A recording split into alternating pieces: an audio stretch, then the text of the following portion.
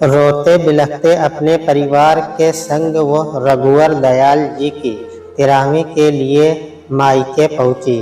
उसे भी अपने नाना जी के अंतिम दर्शन नसीब न हुए। नाना जी की 13वीं करके वापस शहर लौटे। अभी एक ही महीना हुआ था कि खबर आई कि संतोषी को लकवा मार गया है और 10 दिनों तक जिंदगी के लिए संघर्ष करती रही, लेकिन मैं अंत में हार कर मौत के संग चली गई। नानी के 13वीं के लिए एक बार फिर से सरगम को मायके जाना पड़ा। एक ही साल में घर में 3 सदस्यों की मौतों की खबर ने उसे हिलाकर रख दिया था। सबसे ज़्यादा कष्ट उसे दादाजी और नाना जी के जाने का था, लेकिन ज़िंदगी में कितना भी कुछ हो जाए, किसी के छोड़कर चले जाने से दूसरे लोग जीना तो नहीं छोड़ देते। किसी के जाने से किसी की ज़िंदगी नहीं रुकती, वह निरंतर गतिमान रहती है। कुछ समय बाद लोग सब स्वीकार कर ही लेते हैं और ज़िंदगी में आगे बढ़ जाते हैं। यही सरगम ने भी किया और अपनी दुनिया को संभालने में लग। अब पुलकित 5 साल का हो गया था, इसलिए संयम ने उसका स्कूल में एडमिशन करा दिया और हर्षित अभी 2.5 साल से ऊपर का हो आया था। उसकी शरारतों से घर में रौनकें लगी रहती। बुआ भी पोते के संग मस्त रहती। हंसी खुशी से जिंदगी बीत रही थी। तभी एक दिन संयम अपने स्कूटर से बाजार गया। सामान खरीदारी करके घर लौट ही रहा था कि एक बच्चा उसके स्कूटर के सामने आ गया। उस बच्चे को बचाने के चक्कर में संयम ने अपना स्कूटर दूसरी दिशा में मोड़ा तो सामने से आ रहे ट्रक से जा भिड़ा। मौके पर मौजूद लोगों ने उठाकर उसे अस्पताल पहुंचाया। उसे काफ़ी गंभीर चोटें आई थी। यह खबर जब दमयंती और सरगम को पता चली तो दोनों बच्चों को वसुधा दीदी के पास छोड़कर जोशी जी के साथ अस्पताल पहुंची।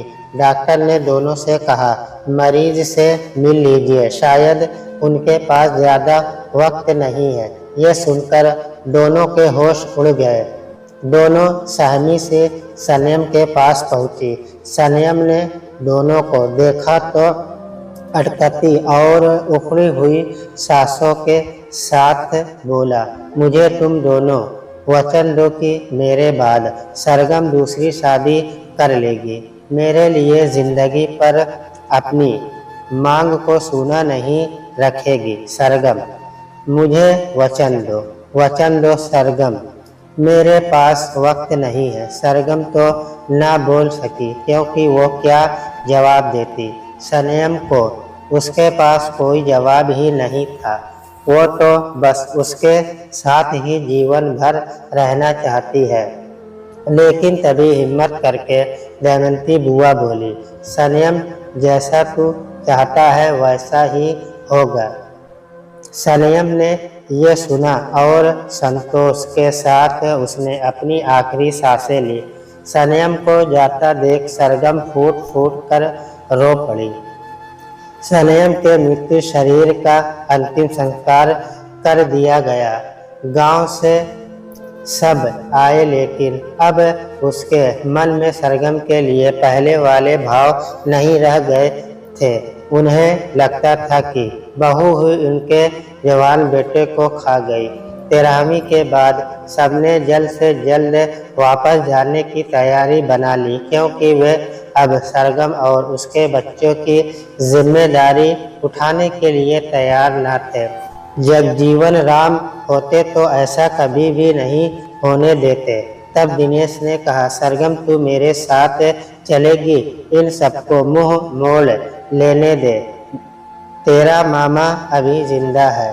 वसुधा दीदी ने यह सब देखा तो उससे ना रहा गया और वो सबके सामने सरगम की सास सुभद्रा से बोल पड़ी, माफ़ कीजिएगा बहन जी, आप जो कर रही है न अपनी बहू के साथ, वह बिल्कुल भी ठीक नहीं है।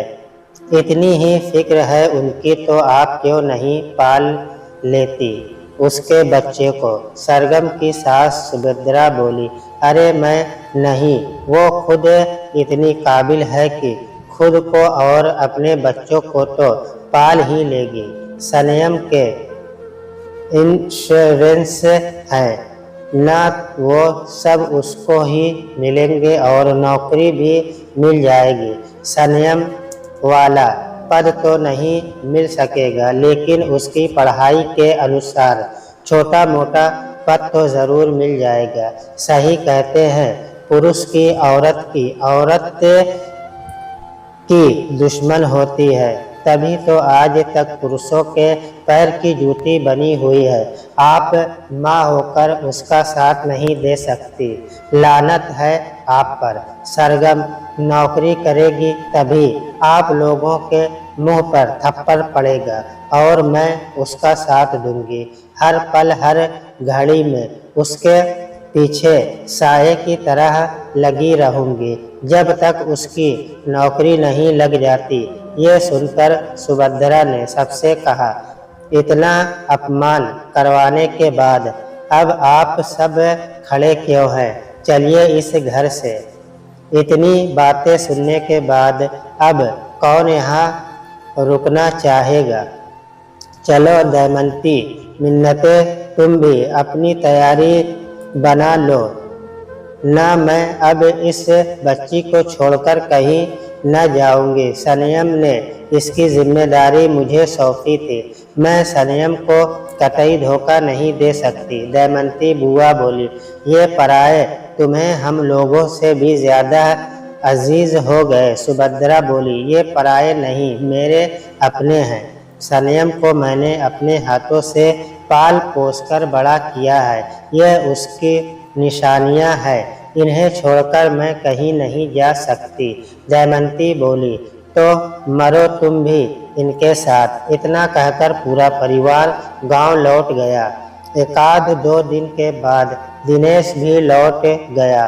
बोला, मैं आता रहूँगा, एकाध महीने में कोई चिंता की बात हो तो चिट्ठी लिखकर बता देना। अब सरगम का असली संघर्ष शुरू हो चुका था। जोशी जी और वसुधा ने सरगम को संयम के ऑफिस में ही नौकरी दिलवाने में पूरा एड़ी चोटी का जोर लगा दिया।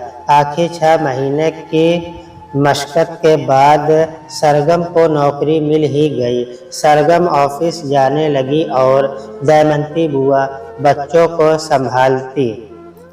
सरगम को ऑफिस में नौकरी मिल जाने से माधुरी को बहुत बुरा लगा और वह उसके बारे में झूठी झूठी अफवाहें उड़ाने लगी।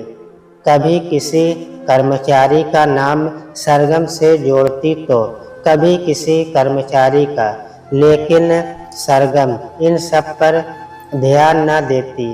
वो सिर्फ अपना काम करती और घर आ जाती। सिवाय जोशी जी के वे और भी किसी पुरुष से बात न करती। लेकिन अभी भी इतना सब कुछ सरगम के साथ बुरा करके भगवान को संतोष नहीं हुआ था।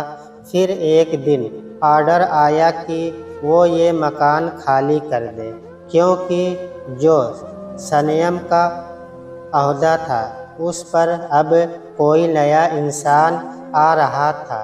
अब उसका हक बनता था इस घर में रहने का। सरगम को अब वहाँ उस घर जाकर रहना पड़ेगा जहाँ पर उसके ओहदे वाले लोग रहते थे। ये चुनौती भी सरगम ने स्वीकार कर ली, क्योंकि संयम ने उसे हमेशा समस्याओं का सामना करना सिखाया था। लेकिन जब उसने वो घर छोड़ा तो वो फूट फूट कर रो पड़ी, क्योंकि ये वही घर था जहाँ उसने संयम से पहली बार अपने प्यार का इजहार किया था। ये वही घर था जहाँ वो पहली बार संयम की बाहों में समाई थी। ये वही घर था जहाँ उसके और सलेम की प्यार की निशानियों ने जन्म लिया था। खैर, आखिर सरगम अपने नए घर में आ गई, सामान भी जमा लिया। वसुदा और जोशी जी तो हमेशा उसकी मदद के लिए तत्पर रहते थे। फिर से एक बार उसकी जिंदगी की गाड़ी आगे बढ़ चली और इधर कमलेश्वर के घर पर माँ और बाबूजी, मेरा कॉल लेटर आ गया, मुझे कल ही नौकरी ज्वाइन के लिए जाना होगा। कमलेश्वर ने अपनी खुशी अपने माँ बाबूजी के संग बांटते हुए कहा। इतनी जल्दी कहाँ रहेगा, क्या खाएगा, कैसे सब करेगा? कमलेश्वर की माँ सुमित्रा बोली, क्यों, मैं भी तो ऐसे ही गया था नौकरी पर। कोई साथ में कुनबे को लेकर थोड़ी ही जाता है। रामधनी बोले, हाँ बाबूजी ठीक कह रहे हैं, घर तो सरकारी मिल जाएगा। रही खाने की बात तो कुछ दिन होटल में खा लूँगा, जब गृहस्थी का सामान बसा लूँगा तो घर में पकाने लगूंगा। कमलेश्वर बोला, बिल्कुल ठीक कहता है कमल, ऐसा ही तो करना पड़ता है। रामधनी जी बोले, तो फिर चल, तेरी तैयारी बना देती हूँ। सुमित्रा बोली, हाँ माँ, सुबह सुबह की ही रेलगाड़ी से निकलना होगा। कमलेश्वर बोला, अच्छा चल, मैं तेरे ले जाने के लिए कुछ सूखा नाश्ता बना देती हूँ, ताकि कुछ रोज चल जाए। सुमित्रा बोली, हाँ माँ ठीक रहेगा, मैं तब तक ये खुशखबरी दोस्तों को सुनाकर आता हूँ। और इतना कहकर कमल बाहर चला गया। दूसरे दिन सुबह सुबह वो नौकरी के लिए निकल गया। शाम को पहुँच गया और एक होटल में रात भर ठहरा। दूसरे दिन सुबह वो तैयार होकर अपना ज्वाइनिंग लेटर लेकर वो अपना नए शहर और नए ऑफिस में पहुंचा। उसके कागजात देखकर उसे ज्वाइन मिल गई और उससे कहा गया कि आप अपने सरकारी घर पर रह सकते हो। उसे आपके लिए रंग रोगन करके रखा गया है। एक दो दिनों में वे अपने नए घर में भी शिफ्ट हो गया। कुछ सामान तो था नहीं, एक बिस्तर बंद और एक सूटकेस बस तो था उसके पास। उसने कुछ ज़रूरत का सामान खरीदा और रहने लगा उस घर में। सोचा धीरे धीरे सामान जुटा लूँगा, एक साथ तो नहीं हो पाएगा इतना सब कुछ। आज उसकी नौकरी का पहला रविवार था, तो उसने सोचा कि नौकरी लगने के बाद वो एक भी बार मंजिल नहीं गया, मौका ही नहीं लगा। आज भगवान के पास माथा टेक कर आता हूँ। कॉलोनी में एक बड़ा सा मंदिर था। उसने ऑफिस जाते आते वक्त देखा था, तो सोचा वहीं चला जाता हूँ, और वो चल पड़ा मंदिर की ओर। मंदिर पहुंचा तो उसने देखा कि दो बच्चे खेल रहे हैं। वो वहीं बैठकर उन्हें देखते हुए देखने लगा। तभी मंदिर से दर्शन करते हुए दो औरतें बाहर निकली और दोनों बच्चे अपनी माँ के पास जाकर प्रसाद का लड्डू मांगने लगे। उन बच्चों की माँ बोली, घर चलकर दूंगी, नहीं तो तुम दोनों सारा प्रसाद जमीन पर फैला दोगे। बच्चे जिद करने लगे कि अभी खाना है। तभी वो दूसरी बुजुर्ग महिला बोल पड़ी, दे दे न सरगम, बच्चों को प्रसाद, क्यों सताती है इन्हें? प्रसाद जमीन पर गिर भी गया तो ये तो बच्चे हैं, इनकी भूल चूक तो भगवान भी माफ कर देते हैं। उस बूढ़ी औरत के मुंह से जब कमलेश्वर ने सरगम नाम सुना तो सदमे में पड़ गया। वो सब घर को चल पड़े तो कमलेश्वर भी उनका पीछा करने लगा। वो यही सोच रहा था कि कहीं ये उसकी बचपन वाली सरगम तो नहीं। कमलेश्वर उन सबके पीछे चल रहा था। सरगम ने गौर तो किया, लेकिन उस अनजान शख्स को टोका नहीं। उसने सोचा, वैसे भी बड़ी मुश्किल से खुद को संभाल पा रही हूँ, फिर से एक नया बखेड़ा खड़ा हो जाएगा। कमलेश्वर ने उन सबका घर तक पीछा किया और जब घर देख लिया तो चुपचाप अपने घर की ओर बढ़ गया। लेकिन उसने सरगम का चेहरा ठीक से देख लिया था। उसके बचपन वाली सरगम और इस वाली सरगम में उसे काफी अंतर दिखाई दे रहा था। फिर उसने मन में सोचा कि हो सकता है समय के साथ साथ इंसान के नए नक्श और हाव भाव बदल जाते हैं। शायद सरगम के भी बदल गए हो। वो चुपचाप अपने कमरे में आ गया। कमरा ही कहेंगे, क्योंकि अभी वहाँ न कोई सामान था और न ही कोई गृहस्थी। कुछ देर बिस्तर पर बैठा। उसने अभी तक नाश्ता भी तो नहीं किया था, इसलिए उसे भूख महसूस हुई तो बाहर चला गया नाश्ता करने। नाश्ता करके आया तो वो फिर से मंदिर वाली सरगम के बारे में सोचने लगा और उसके बारे में सोचते वो कब सो गया उसे पता ही नहीं चला। जब तक वो उठा तो शाम हो चुकी थी। उसे अब चाय पीने की इच्छा हो रही थी, लेकिन घर पर तो सामान ही नहीं, इसलिए वो बिस्तर पर लेटा ही रहा और कुछ सोचता रहा। फिर उसे याद आया कि उसने अभी तक बाबूजी को चिट्ठी भी नहीं लिखी है कि वो सकुशल पहुंच गया। फिर उसने सोचा कि चलो, फुर्सत में बैठा हूँ तो लिख ही देता हूँ और कल ऑफिस जाते वक्त पोस्ट कर दूंगा। चिट्ठी लिखते लिखते अंधेरा घिर आया तो कमलेश्वर ने सोचा कि खाना ही खा आता हूँ और वो खाना खाने बाहर चला गया। संडे का दिन था तो बाहर काफ़ी रौनक थी। उसे चाट की दुकान दिखी तो गोलगप्पे खाने का मन हो आया। वो दुकान पर पहुंचा तो उसे सरगम दिखी। वो भी बच्चों और बुआ को लेकर बाहर निकली थी। बच्चे आलू टिक्की खाने की जिद कर रहे थे। आज उसने दोनों बच्चों के लिए आलू टिक्की ले ली और बुआ से भी पूछा कि आप क्या खाएंगी। बुआ बोली, ये हर्षित पूरी टिक्की नहीं खा पाएगा, छोड़ देगा तो इसी में से खा लूँगी और फिर खाना भी तो बन गया, फिर खाना बचा रहेगा, तू खा ले।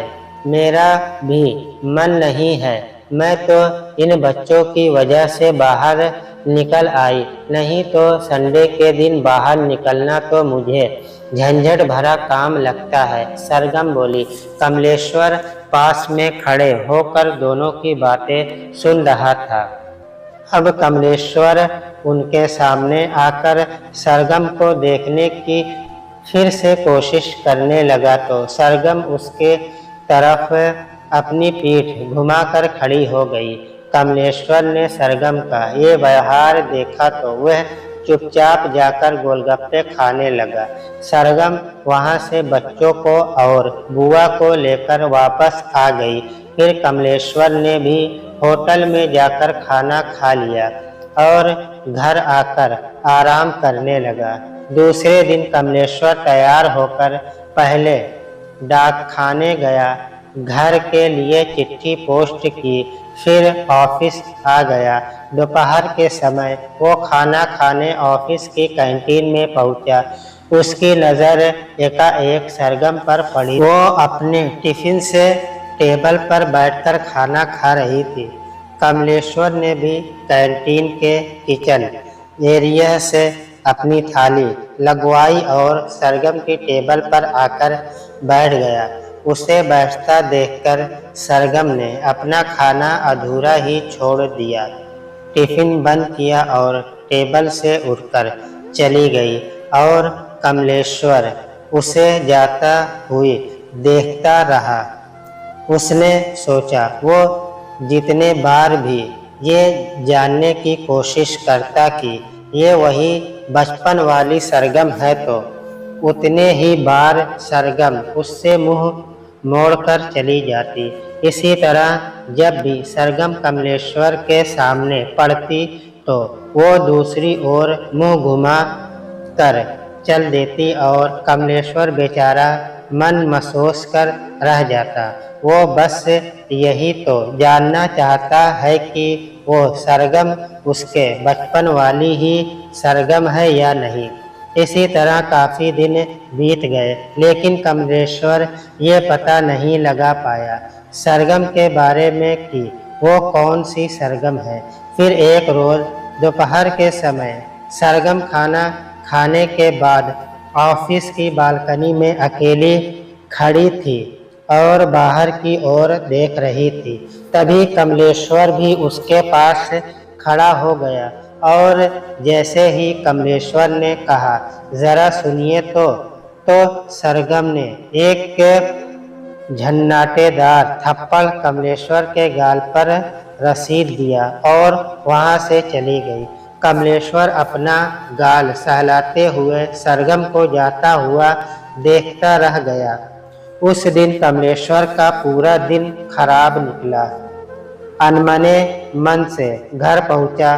दरवाज़ा खोलते ही देखा तो एक चिट्ठी नीचे पड़ी थी।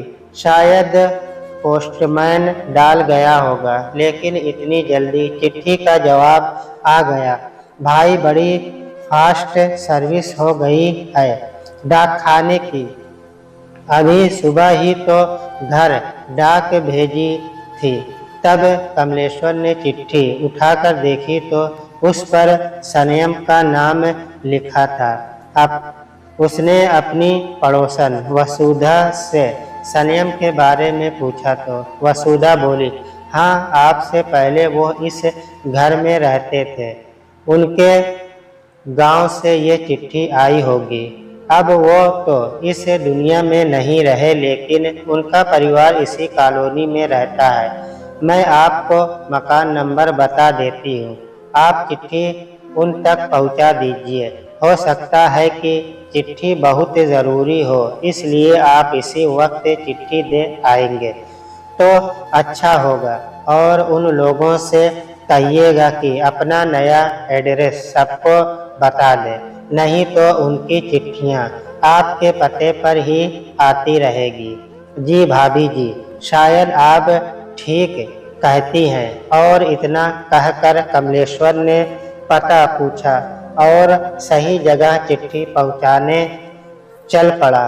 वसुधा के बताए हुए पते पर कमलेश्वर पहुंचा तो देखा कि ये तो वही घर है जहां उस दिन मंदिर वाली सरगम भीतर गई थी। इसका मतलब है ये सरगम का घर है।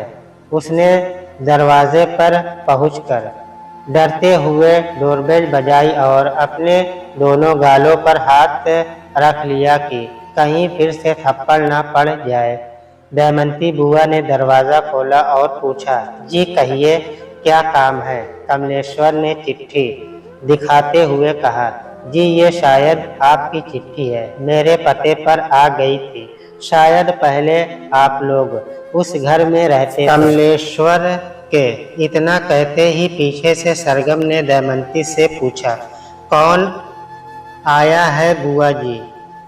तू ही आकर देख ले, दमयंती बोली।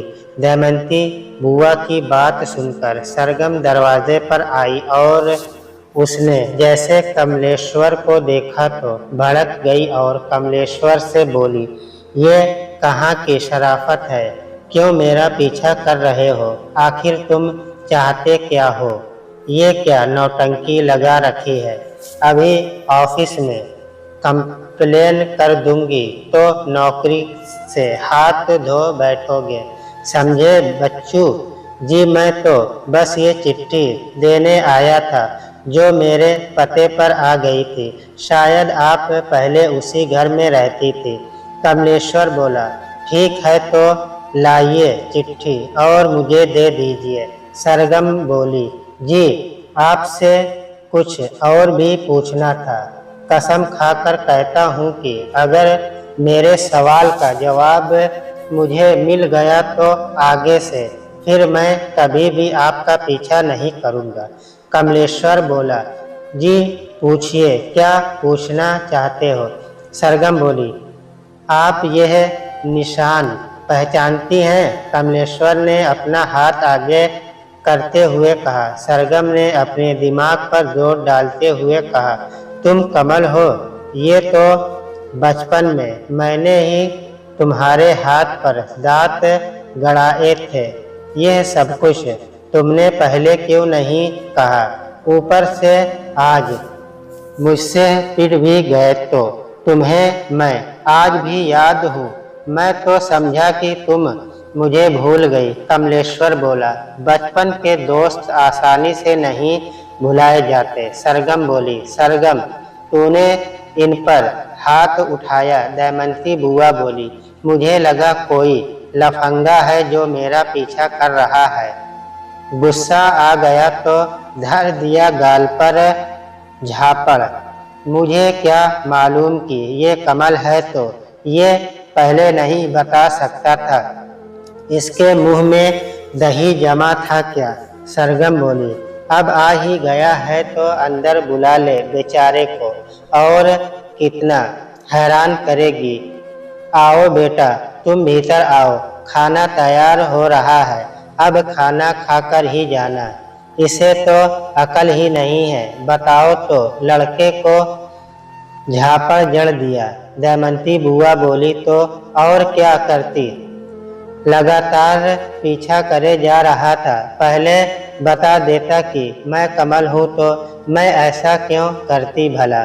मुझे सपना थोड़े ही आ रहा था कि ये कमल है, और इसकी तो बचपन से ही आदत थी मुझे परेशान करने की। सरगम बोली, तुमने बताने का मौका ही कहाँ दिया? हमेशा मुंह मोड़कर चली जाती थी। मैं परेशान करता था तुम्हें या तुम मुझे परेशान करती थी?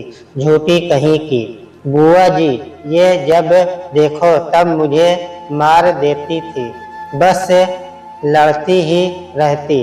आपने भी देखा ना, मेरे हाथ में इसके काटने का निशान है। कमलेश्वर बोला, अच्छा दोनों झगड़ो मत, इतने सालों बाद मिले हो तो 2 घड़ी ठीक से बात कर लो। दमयंती बुआ बोली, आप सही कहती हैं बुआ जी, जब देखो तब यही मुझसे लड़ती रहती है। कमलेश्वर बोला, हाँ मुझ में कांटे लगे हैं ना। सरगम बोली, तू सुनती क्यों नहीं है? अभी भी लड़के से बहस किए जा रही है। तू इससे बातें कर ले, खाना मैं बनाए ले रही हूँ। दमयंती बुआ बोली, ना ना बुआ जी, आप इससे बातें करो, खाना मैं बनाती हूँ। सरगम बोली, पहले ये तो बता चिट्ठी किसकी है? दमयंती ने पूछा। फिर सरगम ने चिट्ठी खोलकर देखी और दमयंती बुआ से बोली, दिनेश मामा की है, खैर खबर पूछी है तो कल ही जवाब दे देना, और साथ में नया पता भी बता देना, नहीं तो खामखा मैं कमलेश्वर को फिर परेशानी होगी। दमयंती बुआ बोली, हाँ बुआ जी, कल ही जवाब दे दूंगी। सरगम इतना कहकर फिर से रसोई में चली गई। तो अच्छा बेटा, ये बताओ तुम्हारी शादी हो गई? दमयंती ने कमलेश्वर से पूछा। ना बुआ जी, अब तक कोई मिली ना। कमलेश्वर सकुचाते, ऐसा कैसे कि तुझ जैसे भले लड़के को आज तक कोई लड़की ना मिली? दमयंती बुआ बोली, बस बुआ जी नहीं मिली। कमलेश्वर बोला। फिर बुआ जी ने सरगम की राम कहानी कमलेश्वर को कह सुनाई। यह सुनकर कमलेश्वर को बहुत दुख हुआ और सरगम की चिंता भी हुई। उस रात कमलेश्वर ने सबके संग खाना खाया और बहुत सारी बातें भी की। बच्चों के साथ भी खेला। बड़े दिनों बाद आज सरगम के घर पर कोई मेहमान आया था, वो भी बिल्कुल अपना सा, जिसे वो बचपन से जानती थी और पूरी तरह से उस पर आंख मूंद कर भरोसा कर सकती थी। और उसने किया भी यही। कमलेश्वर खाना खाकर अपने कमरे पर चला आया और एक सुकून भरी सांस ली। आज वो बहुत खुश था, जिसे वो सालों से ढूंढ रहा था। आखिर वो उसे मिल ही गई। इसका मतलब ये था उसकी दुआ सच्ची थी, जिसे ईश्वर ने कबूल कर लिया था और उसे उसकी मंजिल तक पहुंचा दिया था। कहते हैं ना कि सच्चे दिल से अगर कुछ भी मांगो तो सारी कायनात आपको उसे मिलाने में जुट जाती है। यही कमलेश्वर के साथ हुआ था।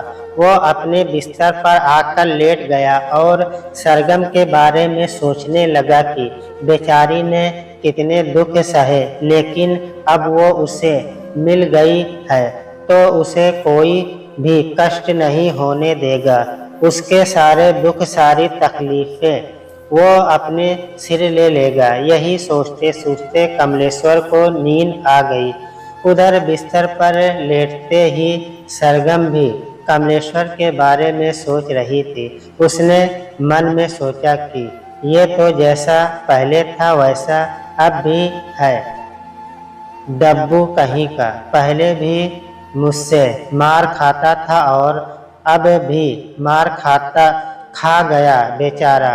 उसी दिन पूछ लेता जिस दिन पहली बार मंदिर में मिला था, तो कम से कम बेचारे को झापड़ तो ना पड़ता। और ये सोचकर सरगम खिलखिलाकर हंस पड़ी। क्यों हंस रही है बिना बात के? उसकी हंसी सुनकर दमयंती ने पूछा। कुछ नहीं बुआ, कमल के बारे में सोचकर हंस रही थी कि बचपन में भी मुझसे मार खाता था और अब भी झापड़ खा गया, लेकिन उसने कभी मुझ पर हाथ नहीं उठाया। मुझसे उम्र में 1 ही साल तो बड़ा है। चाहता तो मेरे बाल खींच लेता, चाहता तो झापड़ मार देता, लेकिन उसने कभी भी ऐसा कुछ नहीं किया। मार भी खा जाता था, गलती मेरी होती और मैं ही रूठ जाती तो मनाने भी वही आता था। बहुत अच्छा दोस्त था मेरा। सरगम बोली। अच्छा ठीक है, अब सो जा, सुबह ऑफिस भी तो जाना है। दमयंती बुआ बोली। हाँ बुआ, अब मैं सो जाती हूँ, सरगम बोली। और इतना कहकर सरगम सोने की कोशिश करने लगी। बुआ ने भी करवट ले ली और सोचने लगी। आज कितने अरसे बाद सरगम के चेहरे पर हंसी आई है, नहीं तो कितनी बुझी बुझी सी रहती थी वो। अभी उम्र ही क्या है बेचारी की, इतनी सी उम्र में इतना बड़ा दुख मिल गया उसे।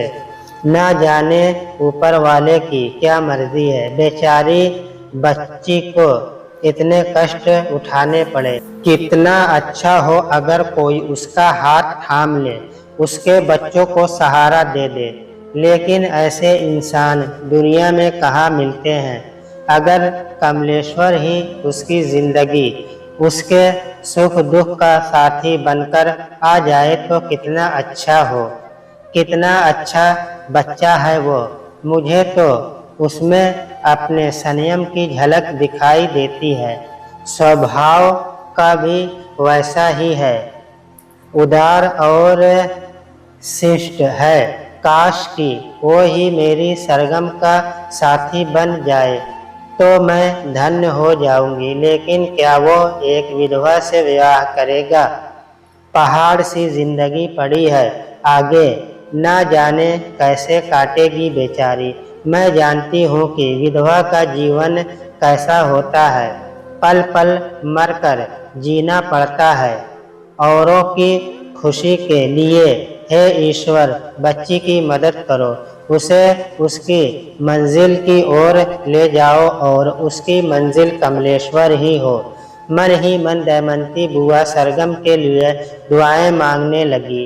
वो सरगम को अभी भी दुखी नहीं देखना चाहती थी। वो जानती थी कि इस जालिम समाज में अकेली नारी का रहना कितना मुश्किल होता है। तरह तरह की गंदी निगाहों से लोग उसकी ओर देखने लगते हैं।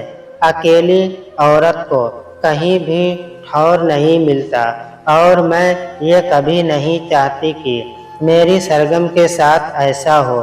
मेरे ऊपर तो सदा मेरे बाबूजी का हाथ रहा तो मेरी जवानी को दाग नहीं लगा, लेकिन सरगम के ऊपर कोई भी ऐसा हाथ नहीं है जो उससे छत्र छाया दे सके। और दमयंती यही सोचते सोचते कब सो गई उसे पता ही नहीं चला। अब कमलेश्वर एक दो दिन बाद शाम के वक्त सरगम के घर आ ही जाता। साथ में जो सब्जी उसे खानी होती तो लेता आता। कभी बच्चों के लिए मिठाइयाँ ले आता तो कभी फल। उसका घर आना बच्चों को भी भाने लगा था। वो कमल अंकल कहकर उसकी गोद में चढ़ जाते और कमल भी उन्हें प्यार से गले लगा लेता। ये सब दमयंती देखती तो खुश हो जाती। कभी कभी पूरा परिवार कमल के साथ घूमने बाहर भी चला जाता। सरगम का कमलेश्वर से मेलजोल माधुरी को बिल्कुल भी न सुहाता था। वो कॉलोनी में घूम घूमकर दोनों की दोस्ती को लेकर कीचड़ उछालने लगी। माधुरी ने आग लगाई तो कॉलोनी वालों को भी उसकी दोस्ती खटकने लगी। जब ये बात वसुधा तक पहुंची तो उसने माधुरी को डांटा भी कि किसी पर बिना सबूत के इल्ज़ाम लगाना अच्छी बात नहीं। जब तुम आंखों से देख लो तब कुछ कहना। मैं सरगम को बहुत अच्छी तरह जानती हूँ और बहुत पहले से जानती हूँ। अगर मैंने सरगम के बारे में आज के बाद कुछ भी उल्टा सीधा सुन लिया तो मुझसे बुरा कोई ना होगा। वसुधा की बात सुनकर माधुरी को मिर्ची लग गई और सड़ा सा मुंह बनाकर वो वहाँ से चली गई। ये बात उड़ते उड़ते सरगम तक भी पहुँची। उसे ये बात वसुधा दीदी ने बताई, लेकिन सरगम बोली, दीदी वो मेरे बचपन का दोस्त है, इसके अलावा कुछ नहीं। वो एक दोस्त के नाते मेरी कभी कभी मदद कर देता है। उसके परिवार का मेरे परिवार से बहुत ही गहरा नाता था। उसी नाते को निभाने चला आता है बस। अच्छा यह सब छोड़, माधुरी तो गंदे दिमाग की औरत है, इसलिए उसके दिमाग में ये सब चलता रहता है। तुझे एक खुशखबरी सुनाती हूँ। तू तो जानती है कि अलविंतिका स्कूल में नौकरी करती है, मेरे साथ ही तो पढ़ी, लेकिन मेरी शादी तो कच्ची उम्र में हो गई थी। तुझे पता है अलविका ने अपने लिए एक लड़का चुन लिया है और अगले हफ्ते ही उसकी शादी। हम लोग जा रहे हैं उसकी शादी पर। ये बहुत अच्छी खबर सुनाई आपने। तो शादी कहाँ से होगी? सरगम ने पूछा। वहीं से जिस शहर में वसुधा नौकरी करती है, लड़का भी वहीं का है, वसुधा बोली। यहाँ से होती तो मैं भी शामिल हो लेती, सरगम बोली। तू भी चलना हमारे साथ, वसुधा बोली। दीदी यहाँ से होती तो शामिल हो जाती। रहने दीजिए, बच्चों को भी ले जाना पड़े और बुआ को भी। और बुआ को ले जाना ठीक नहीं रहेगा, मुझे पता है वो नहीं जाएंगी, सरगम बोली। अच्छा ठीक है, लेकिन मेरी शॉपिंग तो करवा सकती है। सबके लिए साड़ियाँ लेनी है, अवंतिका के लिए भी कुछ न कुछ लेना पड़ेगा, सरगम बोली। दीदी मैं ज़रूर शॉपिंग पर चलूँगी आपके साथ। आपका ये काम तो मैं करवा ही लूंगी, सरगम बोली। और फिर सरगम से वसुधा के लिए 1-2 दिन की छुट्टी लेकर उसकी शॉपिंग करवाई। खुशी खुशी वसुधा अवंतिका की शादी में चली गई और वसुधा के कॉलोनी से बाहर जाने का फायदा माधुरी ने आखिर उठा ही लिया। माधुरी तो इसी ताक में थी कि कब वो सरगम और कमलेश्वर को साथ साथ देख ले और उनके रिश्ते को कलंकित कर दे। सरगम को खुश देखकर उसके सीने में साफ लौटने लगते। वह खुद ही एक चरित्रहीन महिला थी, इसलिए वो अब तक उसने शादी नहीं की थी। वह मौके की तलाश में थी और आखिरकार उसे एक दिन मौका मिल ही गया। वट सावित्री का त्यौहार था। इत्तेफाक से उस दिन इतवार था। उसकी ऑफिस की छुट्टी थी।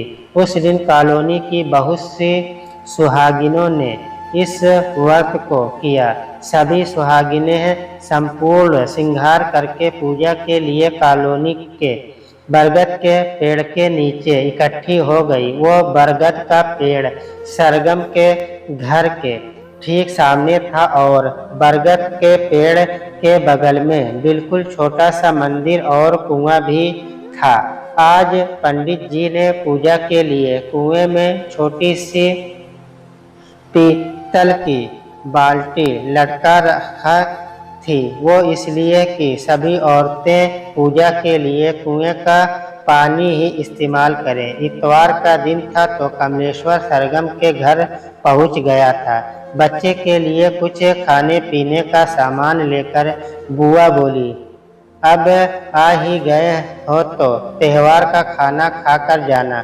बच्चे ने खिड़की से देखा कि सब पूजा कर रहे हैं तो वे भी पूजा बाहर जाकर देखने की जिद करने लगे। लेकिन सरगम बाहर नहीं जाना चाहती थी क्योंकि वो भी पहले इस व्रत को किया करती थी, लेकिन संयम के जाने के बाद उसकी मांग से सिंदूर ही चला गया था। वो फिर किसके लिए वो ये व्रत करती। सभी सुहागिने को देखकर उसने भी सोचा कि आज संयम होता तो वह भी इसी तरह दुल्हन की तरह श्रृंगार करती। बच्चों के ज्यादा जिद करने पर सरगम को बाहर आना ही पड़ा। बच्चों के साथ साथ बुआ भी बाहर निकल आई। सब बाहर निकले तो कमलेश्वर अकेले अंदर क्या करता।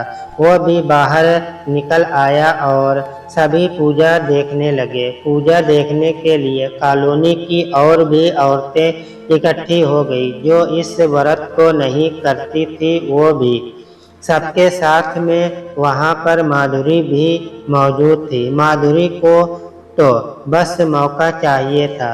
वो मौके की तलाश में थी और आज उसे वो मौका मिल गया था। पूजा बस खत्म ही हुई थी। पंडित जी कथा बाँचकर मंदिर में पहुँचे ही थे कि माधुरी ने वहाँ मौजूद महिलाओं से फुसर फुसर करनी शुरू कर दी। वो बोली, देखो तो सुहागिनों के बीच में ये अभागन क्या कर रही है।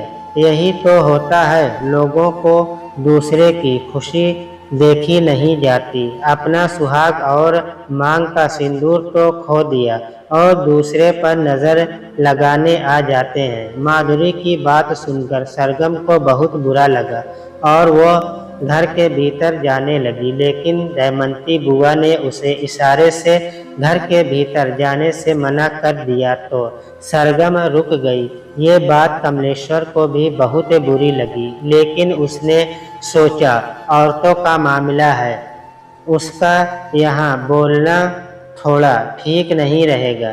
तभी माधुरी फिर बोली, देखो तो इतना सुनने के बाद लोगों में जरा सी भी शर्म नहीं रह गई है। बेशर्मों की तरह यहीं खड़े हैं।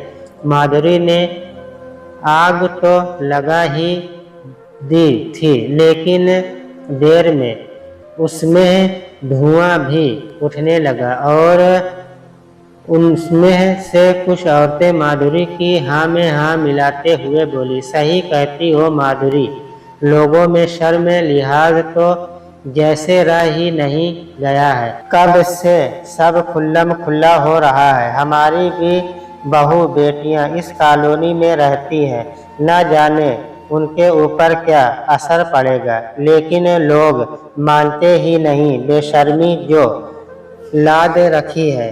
उन सबकी बात सुनकर अब दमयंती बुआ चुप न रह सकी और सबसे बोल पड़ी, आप बस लोगों के कहने का मतलब क्या है? जो कुछ कहना है खुलकर कहिए ना। तभी माधुरी बोल पड़ी, अब भला बोलने लायक रह क्या गया है? हम सब अंधे नहीं हैं। हम सबको सब दिखाई देता है। जो अनर्थ हो रहा है न, उस अनर्थ को आपके अलावा सभी देख रहे हैं। कैसा अनर्थ हो रहा है भला मैं भी तो सुनूं। किसी पर ऐसे कैसे झूठा इल्जाम लगा सकती है आप सब? दमयंती बुआ बोली। तभी उनमें से एक और बोली, वाह जी वाह, झूठा इल्जाम?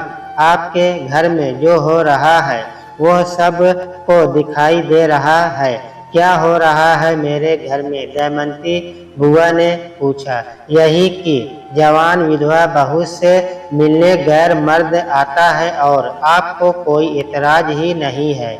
किसे गैर मर्द कह रही हो? वो तो उसके बचपन का दोस्त है, दमयंती बुआ बोली। उनमें से एक फिर बोली, जाओ जी जाओ, हमने ऐसे बहुत से बचपन के दोस्त देखे हैं। दोस्ती की आड़ में पराये मर्द के संग दुर्छल्ले उड़ाए जा रहे हैं और इसे आप दोस्ती का नाम दे रही हैं। तभी सरगम चीख पड़ी, ये सब क्या लगा रखा है आप लोगों ने? मैं कुछ बोल नहीं रही तो कोई कुछ भी कहता रहेगा। मुझे पता है कि मैं निर्दोष हूँ। मैंने कोई पाप नहीं किया। पाप करने वाला कभी अपना आप पाप स्वीकार नहीं करता। सरगम, वही तुम भी कर रही हो, माधुरी बोली। मुझे पता है माधुरी, ये आग तुम्हारी लगाई हुई है। जब मैं निर्दोष हूँ तो क्यों कहूँ कि मैं पापिन हूँ? भगवान साक्षी है कि मेरे मन में कोई खोट नहीं है, सरगम बोली। उनमें से एक फिर बोली, सरगम तुम हमें क्या बता रही हो? क्या हमें दुनियादारी नहीं मालूम? जवान औरत को देखकर हर मर्द बस यही चाहता है कि कब वह उसके आगोश में आ जाए। ये कैसी गंदी बातें कर रही हैं आप लोग? मेरे लिए ये कहते कहते सरगम रो पड़ी। अच्छा जी, देखो तो कैसा जमाना आ गया है। ये पाप करे और हम कहे भी न कि तुम गलत कर रही हो। उनमें से एक फिर बोल पड़ी, तो क्या चाहते हैं आप लोग? सरगम ने पूछा। तुम कॉलोनी में ये गंदगी फैलाना बंद करो, माधुरी बोली। मैंने कोई गंदगी नहीं फैलाई, मुझे मेरे बच्चों की कसम, सरगम बोली। तो फिर कमलेश्वर तुम्हारे घर में दिन रात क्यों घुसा रहता है? उनमें से एक ने पूछा। वो केवल मेरा दोस्त है और कुछ नहीं, सरगम बोली। तुम झूठ बोलती हो, माधुरी बोली। मैं झूठ नहीं बोलती, सरगम बोली। देखो तो कितनी सती सावित्री बनती है। इसकी तो नस नस में झूठ है, माधुरी बोली। चुप हो जाओ तुम सब, अब मुझसे और नहीं सुना जाता। और सरगम अपने कानों पर हाथ रखते हुए रोते हुए जमीन पर बैठ गई। अब कमलेश्वर इससे ज्यादा बर्दाश्त नहीं कर सकता था। वो सरगम के पास आया और उसका हाथ पकड़ते हुए मंदिर तक ले गया। मंदिर से उसने सिंदूर उठाया और सरगम की मांग भर दी। फिर बोला, अब आज के बाद कोई भी सरगम का नाम नहीं उछालेगा। आज से वो मेरी विहायता है, मेरी पत्नी है। मैं देवी माँ को साक्षी मानते हुए आज इसे अपनी धर्मपत्नी स्वीकार करता हूँ। आज से इसके बच्चे मेरे बच्चे और दमयंती बुआ मेरी माँ समान होगी। अब वहाँ मौजूद औरतों के मुंह पर ताला लग चुका था और सब जहाँ तहाँ भाग खड़ी हुई। अपनी चाल उल्टी पड़ती देख सबसे पहले तो माधुरी भागी। पंडित जी भी कब से खड़े खड़े सब देख रहे थे, लेकिन औरतों के बीच में बोलने की उनकी हिम्मत ना पड़ी थी। मांग में सिंदूर भरते ही सरगम हड़बड़ी सी हो गई।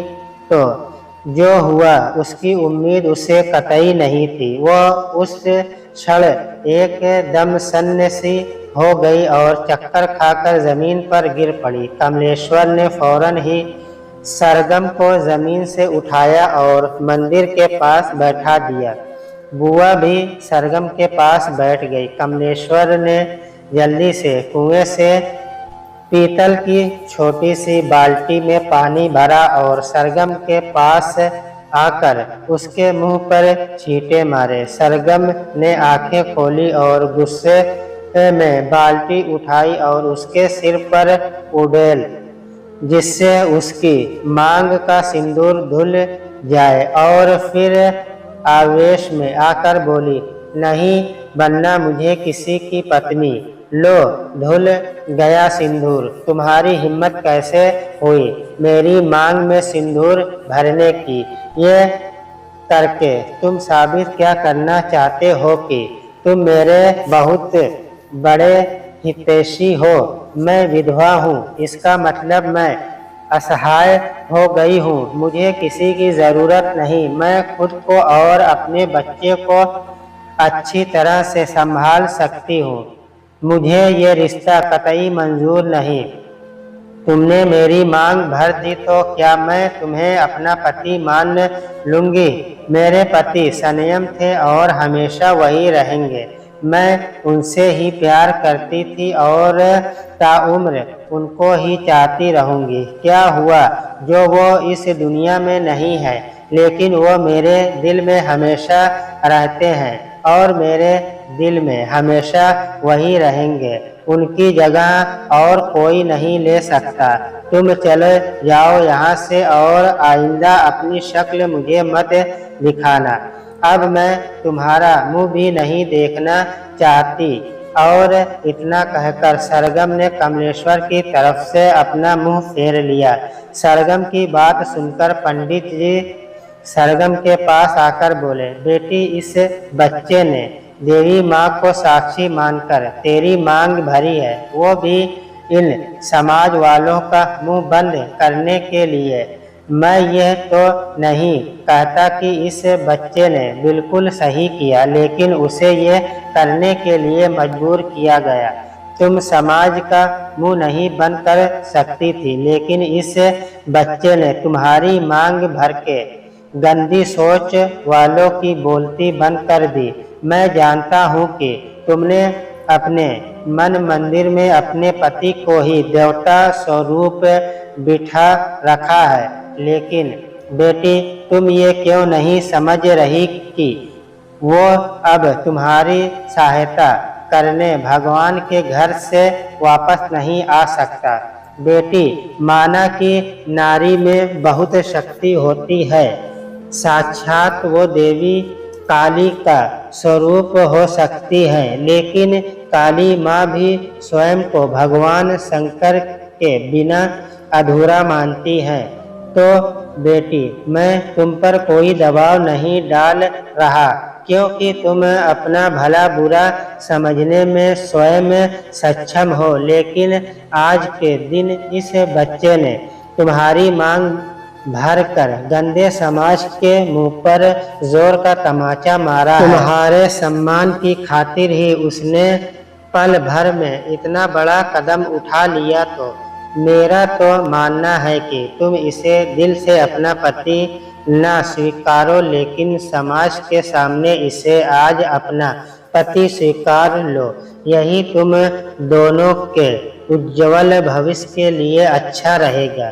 पंडित जी की बात सुनकर दमयंती बोली, सरगम, पंडित जी की बात से मैं भी सहमत हूँ, लेकिन अभी तुम घर चलो, सब वही सोच विचार करेंगे। सरगम तो बहुत बड़ी उलझन में थी, इसलिए उसका दिमाग काम नहीं कर रहा था। वो बस अभी यहाँ से जाना चाहती थी। दमयंती ने पंडित जी को धन्यवाद किया और कमलेश्वर से इशारे में कहा कि तुम अभी अपने घर जाओ, मैं बाद में तुमसे मिलती हूँ। कमलेश्वर अपने घर लौट गया और दमयंती सरगम और बच्चे को लेकर घर आ गई।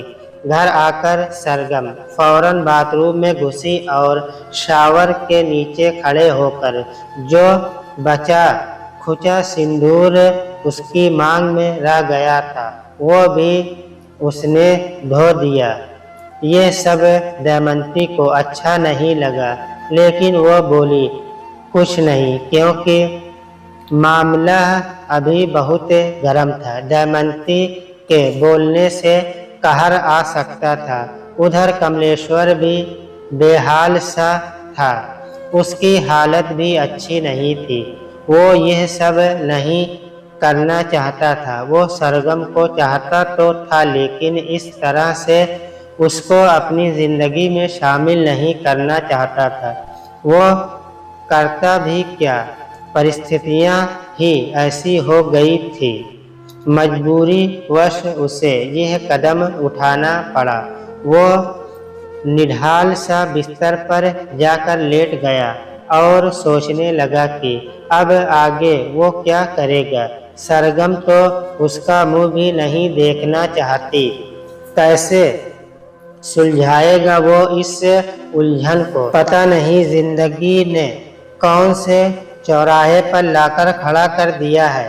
उसे घर वालों से भी कुछ नहीं कह सकता। पता नहीं सरगम इस रिश्ते को स्वीकार भी करती है या नहीं। अचानक ये कैसा तूफान आया उसकी जिंदगी में और एक ही पल में सब बिखर गया। उस दिन सबकी मनोदशा बहुत ही विधिवत थी। सबका दिन ऐसा ही गया, न किसी ने खाना खाया और न कोई किसी से बात कर रहा था। हाँ, दमयंती बुआ ने जरूर बच्चों को खाना खिला दिया था, लेकिन खुद नहीं खाया था। दोपहर के शाम हुई और शाम से रात, लेकिन किसी के चेहरे पर मुस्कुराहट नहीं आई। सबके चेहरे पर गमों की उदासी के बादल छाए रहे। दमयंती बुआ ने रात का खाना बनाया, बच्चों को खिलाकर सुला दिया और सरगम से जाकर बोली, तू जरा बच्चों को देखना, मैं कमलेश्वर को खाना खिलाकर आती हूँ। सरगम मना तो करना चाहती थी और बुआ से पूछना चाहती थी कि उसे खाना खिलाने क्यों जा रही है, लेकिन उस समय उसने मौन रहना ही बेहतर समझा, क्योंकि कहते हैं न कि मौन सभी समस्याओं का समाधान होता है। दोस्तों, आगे की कहानी कल।